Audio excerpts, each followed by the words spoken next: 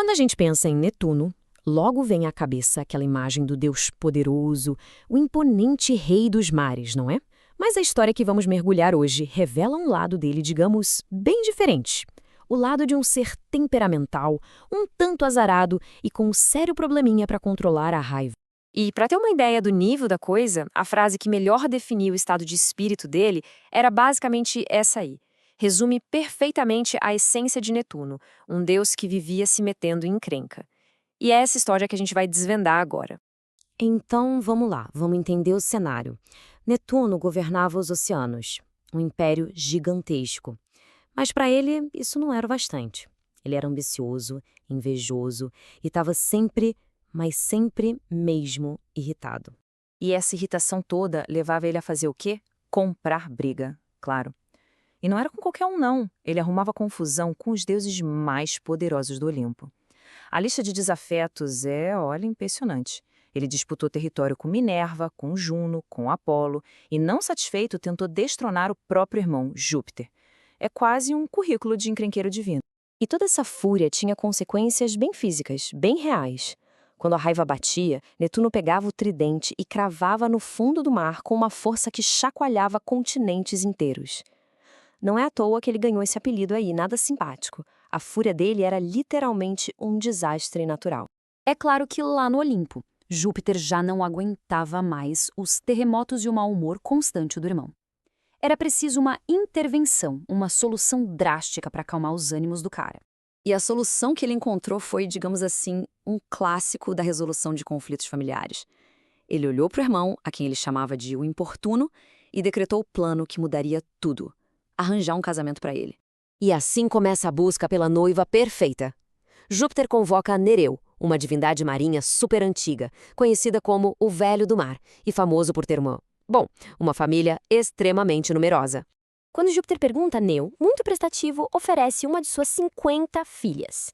Um número bem específico, né? Parece que sim, só que não para os deuses. Júpiter fica confuso na hora porque ele tinha outro número em mente. E aqui a gente tem uma bela amostra de como a contabilidade lá no Olimpo era, no mínimo, flexível. A resposta do Nereu é fantástica. Ele basicamente admite que já perdeu a conta há muito tempo. 50, 100, 1000, o número exato de filhas era um detalhe sem a menor importância para ele. Bom, no meio dessa contagem incerta, uma das filhas acabou se destacando. Depois de muita deliberação, a escolha foi feita. A candidata a acalmar o abalador da Terra seria Anfitrite. E aí a gente chega no primeiro encontro. Netuno, agora com uma missão, vai conhecer a pretendente. Mas a abordagem dele é um manual completo de como estragar tudo em questão de segundos. Ele chega em grande estilo na ilha de Naxos, numa carruagem puxada por golfinhos, todo pomposo. Mas essa pompa toda vem acompanhada de uma arrogância colossal. Ele avista a Anfitrite, fica maravilhado, só que ele simplesmente não sabe como expressar isso direito. Ele se aproxima e, sem rodeios, sem um pingo de charme, solta a que talvez seja a pior cantada da história da mitologia. Ele disse exatamente isso. A reação, como se pode imaginar, não foi das melhores. Anfitrite, horrorizada, não precisou de palavras. A ação dela disse tudo. Ela simplesmente deu um tapa na cara dele com a barbatana da cauda e mergulhou no mar, desaparecendo nas profundezas. Fim de papo. Rejeição total. Olha, se o problema antes era um deus mal-humorado, a rejeição o transformou numa catástrofe ambulante. A tentativa de acalmá-lo teve o efeito radicalmente oposto. A fúria de Netuno explodiu. Ele não estava mais só causando tremores, agora ele quebrava rochedos, provocava tsunamis e, como a gente pode ver, até arremessava montanhas contra as cidades. O mundo inteiro estava pagando o preço pelo ego ferido de um deus. Desesperado, Júpiter parte para sua última jogada.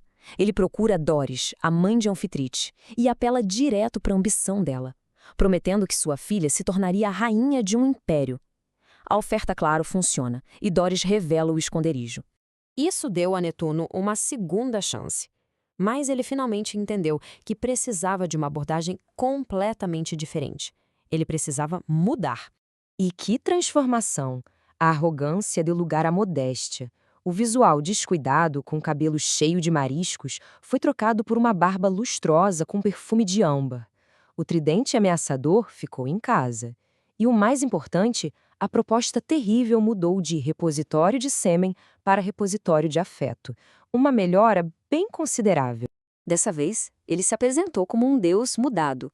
Anfitrite o observou, meio desconfiada, mas talvez tenha visto sinceridade no olhar dele. Vendo que ela ainda hesitava, Netuno a surpreendeu com um beijo intenso e apaixonado. E dessa vez, funcionou. E assim, a paz finalmente voltou aos mares. Netuno e Anfitrite se casaram e juntos passaram a governar o Império das Águas. O abalador da terra, no fim das contas, tinha encontrado a sua calmaria. O que nos deixa com uma reflexão. A história de um deus furioso que precisou aprender a ter humildade para encontrar a felicidade é mais do que só um mito antigo. Ela levanta uma questão. Para conquistar o que realmente importa, será que até os deuses precisam mudar?